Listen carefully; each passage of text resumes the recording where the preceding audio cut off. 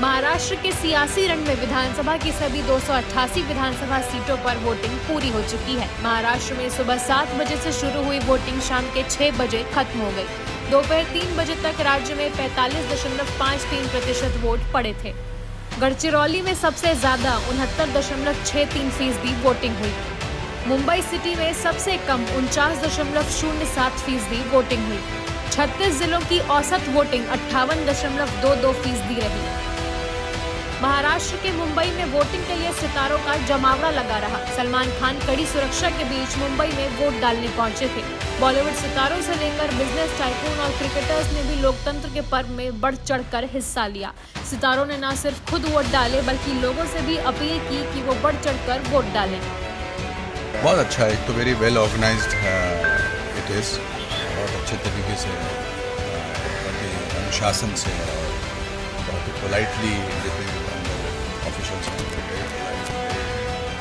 and they are not only polite because I'm a known face but to everybody, old, young, strut of life, and it's a very well organized place. मेरे ख्याल से महोत्सव होता है, प्रजातंत्र का लोकतंत्र का महोत्सव होता है, इसमें सबको भाग लेना चाहिए। इससे बड़ा एक आज़ाद देश में इससे बड़ा महोत्सव बहुत चीज़ का है। यह आपका फर्ज है टू वोट। अगर आपने अभी तक वोट नहीं किया है तो प्लीज़ आइए, ये फैसिलिटी में पा लीजिए। जैसे 2 घंटे 8 बजे तक खुला है, सब प्लीज़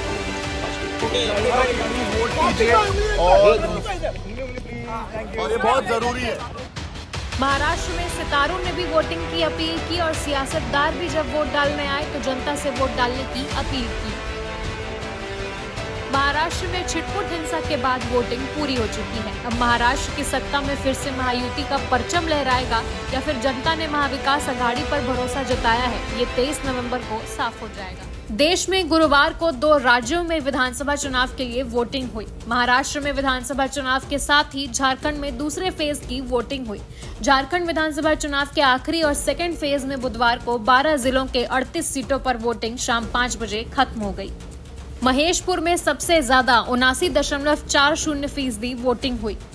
बोकारो में सबसे कम 50.52% वोटिंग हुई। 36 जिलों की औसत वोटिंग 58.22% रही। इधर वोटिंग खत्म होते ही बीजेपी ने दोनों ही राज्यों में अपनी जीत का दावा पुख्ता किया, तो झारखंड में जेएमएम प्रत्याशी कल्पना सोरेन ने अपनी जीत का दावा किया।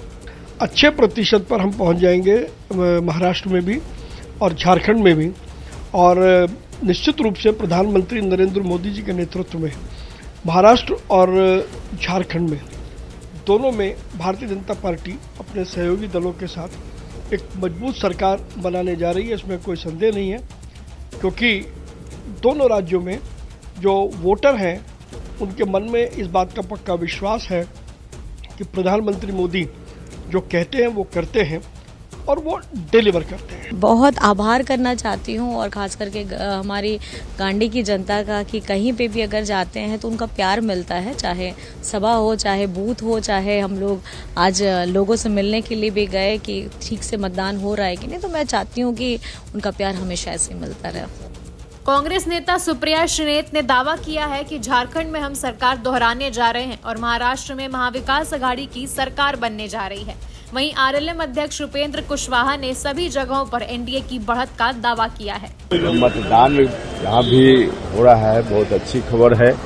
सब जगह एनडीए की बढ़त है, कहीं कोई कठिनाई नहीं है। मुझे ऐसा पूरी उम्मीद है और विश्वास है कि झारखंड में हम सरकार रिपीट करने जा रहे हैं और महाराष्ट्र में हम अच्छे बहुमत से, प्रचंड बहुमत से महाविकास आघाड़ी की सरकार बनेगी। झारखंड के दूसरे फेज की 38 सीटों में एनडीए की तरफ से बीजेपी 32 और आजसू 6 सीटों पर चुनाव लड़ी है। वहीं विपक्षी गठबंधन में झामुमो 20, कांग्रेस 12, राजद 2 और माले 4 सीटों पर लड़ा है। झारखंड चुनाव के नतीजे भी महाराष्ट्र के साथ 23 नवंबर को आएंगे।